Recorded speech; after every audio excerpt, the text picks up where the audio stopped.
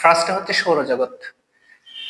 সৌরজগৎ সম্বন্ধে আমাদের জানতে হলে আমাদের বুঝতে হবে যে আমাদের এই মহাবিশ্বটা আসলে কত বড়।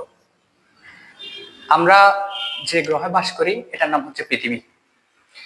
এরকম পৃথিবীর মতো আরো 7টা, টোটাল 8টা গ্রহ মিলে হয় আমাদের সৌরজগৎ, আমাদের এই সূর্যের জগৎটা।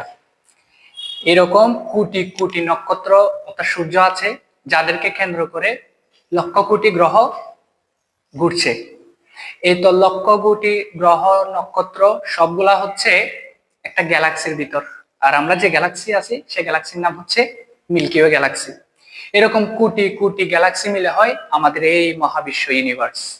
ইউনিভার্স, মহাবিশ্ব, গ্যালাক্সি, লক্ষ কোটি গ্যালাক্সি সবগুলো হচ্ছে একটা আসমানের নিচে।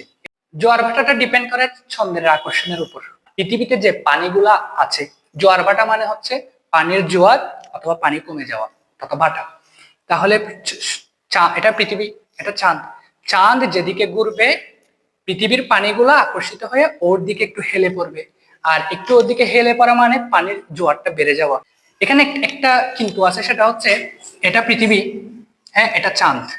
তাহলে চাঁদ যখন এখানে, তার মানে পানিগুলো একটু আকর্ষিত হবে। তো এইটার দিকে আকর্ষিত হওয়ার কারণে পানি এদিকে একটু হেলে পড়বে এবং এদিকেও একটু হেলে পড়বে। তাহলে এদিকে এবং এদিকে কমে যাবে। তার মানে পৃথিবীর এ পাশে চাঁদ যখন এখানে, পৃথিবীর এ পাশেও জোয়ার এ পাশেও জোয়ার থাকবে, এইদিকে পানিটা কমে যাবে। অর্থাৎ যেদিকে আছে এদিকে জোয়ারটাকে বলে মুখ্য জোয়ার, মুখ্য মুখ্য জোয়ার।